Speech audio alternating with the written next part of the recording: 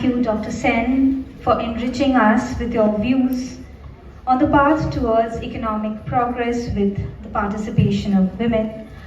I would now request our next speaker, Mrs. Nivedita Dubey, IAP, Regional Executive Director, Eastern Region, Airports Authority of India. Ma'am, will you please share us with your views with us? Thank you. Thank you, Radhani. Very good evening to everybody. So it was very nice listening to Vandanaji's talk. And Vandanaji, I'm glad that you shared the statistics about the Global Gender Gap Index. Those are really very, very depressing figures. If you look at them, we really have a long way to go if we have to look at the, the participation of women for economic growth of the country. So, if you look at the Indian statistics, the women's participation in the unorganized sector as well as the organized sector is really not very promising. We have a long way to go. The number of women that are engaged there, still a number of policies are required to be made to nurture them.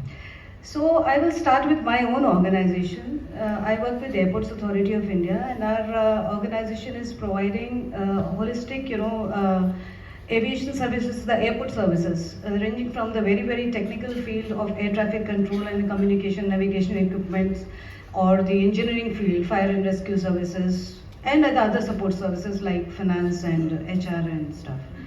So we were looking at our own figures, so we saw that despite having a very technical field, where we are taking like very, very educated, like you just pointed out, the STEM, the people from the technical and engineering background, we still have just a representation of around 14% of women in our entire workplace. And out of those 14%, just about 8% are there in the top management positions, like in the top 2 rungs of the management. So if we reflect, what is it that stops women from taking up such assignments?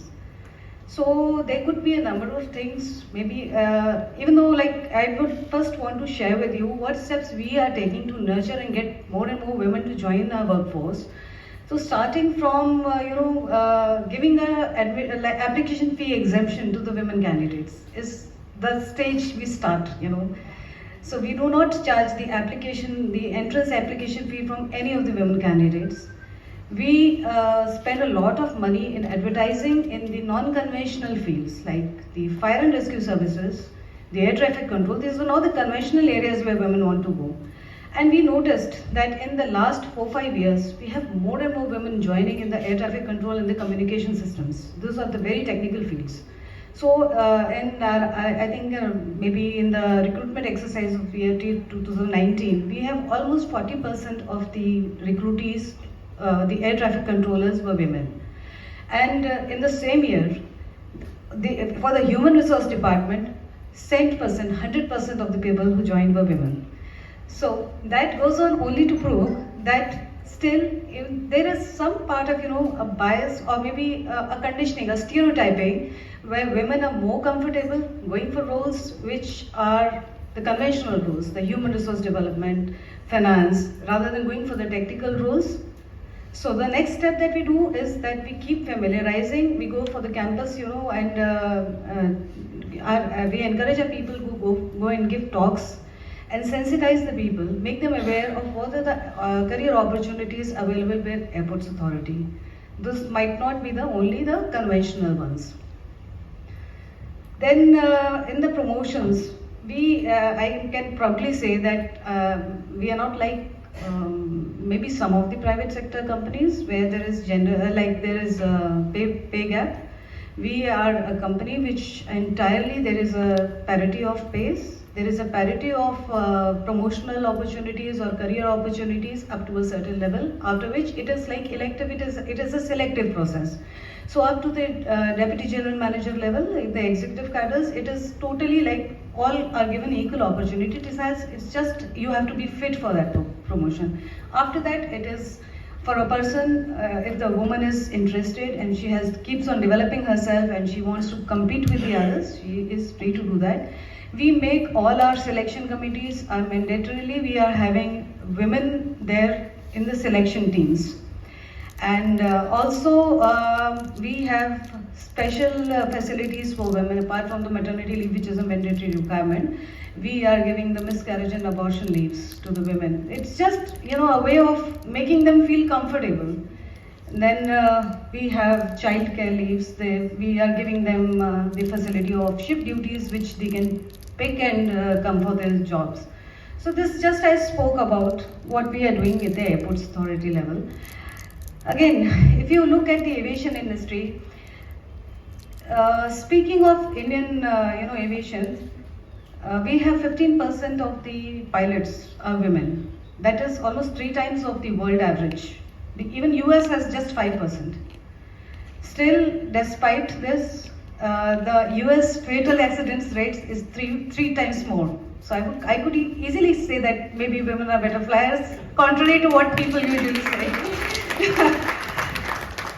So, but then pilot is one field which requires a lot of training, a lot of commitment.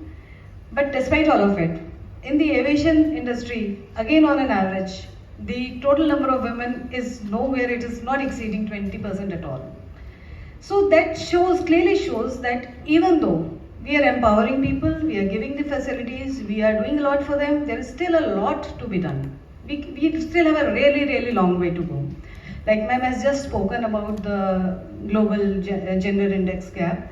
So if we look at those figures, even the countries which are lesser developed than us, they are doing better than us as far as the gender gap is concerned. So how to go about it? The first and foremost thing comes from education. The mandatory, the most important thing is education. First of all, it all starts with education. Then comes empowerment. Empowerment by way of like recognizing. For the Indian women, I would say that a lot of Indian women are loaded with family and social responsibilities and doing more of unpaid work than the men counterpart. We have to accept it. So that is an area like just recently, a couple of days back, my senior most lady in the air traffic control, a general manager level lady, she came up to me and said, I want leave. I said, why? She says, I find it embarrassing, but that my mother-in-law is unwell and there is no nurse at home, so I have to take leave. So being a lady, I can understand her plight, and I said, of course, you're most welcome. That then the bias comes in, because if in my place there were a male officer, the immediate response would have been, we all know what men would say on that. इनको तो रोज छुट्टी लेनी है, इनकी तो problems खत्म नहीं होती हैं. तो in a family setup, out of the 2 people, one person is actually going out of the way and making, taking care of the family, because that is how the women, the mind and their emotional setup works. At the workplace also, these are the skills, these are the specific skills of the women, the compassion, the empathy, their communication, the way they can collaborate, the way they can network, the way they can, put things together, put teams together. These are the things that we need to nurture, to build upon within an organization. These are not the weaknesses of the woman. These are the strengths of the woman, and this is what we have to identify, and we have to, build beyond that. So, having said that, now it comes to like the stereotyping. Like few years back, maybe 7-8 years back, my management thought that it was a good idea to entrust me with the responsibility of handling industrial relations. So that, the bias doesn't always come from your boss or from your counterparts or from your colleagues. It even comes from the stakeholders. So the union leaders, they went up to the management and said, lady ko kyun laga diya? इससे क्या बात करेंगे हम? तो I got to know about it and I called the union leader. I one-to-one I asked him, तुमको problem क्या है? What is wrong? What is the problem that you? Why do you not want to talk to me? He said, हम लोग तो गाली दे के बात करते हैं, आपको अच्छा नहीं लगेगा. मैंने कहा आप दे लेना गाली. I will react in the way I want to react, but you are welcome to react, talk in whatever way you want to talk. And I ended up handling that same portfolio for more than 8 years, and the same union leaders, they did not, when I got transferred and came to Calcutta, they were like, madam ko yahi rakho, madam ko jaane nahi dena. So negotiation skills, women have always have better negotiation skills. They can handle the negotiations better. I have handled 3 wage negotiations. And like the biasness I said, and one important thing that is very much required if we really want, the women to come up and to get them more representation is to sensitize the male counterparts, like to cultivate an culture of inclusivity. So there are some times when the male counterparts or the colleagues or your subordinates end up making very insensitive comments. For example, somebody might say, like I just shared, "Chutti ki baat." The woman has responsibilities. One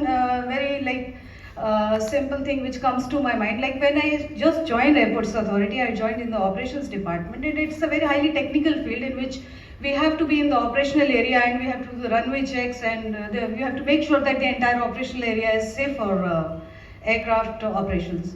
So those checks are carried out at odd hours, 1 o'clock in the night, at the peak hours in the afternoon. Like you have to do it every now and then. And because ours was the first batch in which the women were, recruited for these positions. So the older people, one older person said, "अब ये सब आ गए हैं, अब इनके लिए sunscreen लाओ और छाता लाओ, runway पे जाएंगे ये लोग." So these are insensitive comments. There can be another insensitive comment, like my own colleague, his team members, there were 2 team girls in his team, newly recruited. One went on maternity leave. I just happened to ask him, so and so has joined. He said, "हाँ, एक आ गई, एक जाने वाली है." I said, "What kind of remark is that? What kind of remark is that?" So these are things that is totally avoidable, and for doing that, the only thing is sensitizing the people. So we regularly have gender sensitization workshops in which we tell the men that your comment of this nature, how it is impacting the women, how it is, making things difficult for her. Something as simple as that if a woman has to go for the vaccination of her child, it is a basic requirement, she has to go. So we have to give them, the scope, either give them flexible hours or you give them leaves which they can exchange, because either of the two have to do it, either the men will do it or the woman has to do it. It's a family responsibility. So the moment that we understand that the women are, apart from working for the organization, they are also contributing to the society. The organization is just a part of the larger ecosystem that the society is. So the women's contribution is manifold. It is on both the levels. So we should nurture that. And with that, I think I have spoken enough. Thank you so much.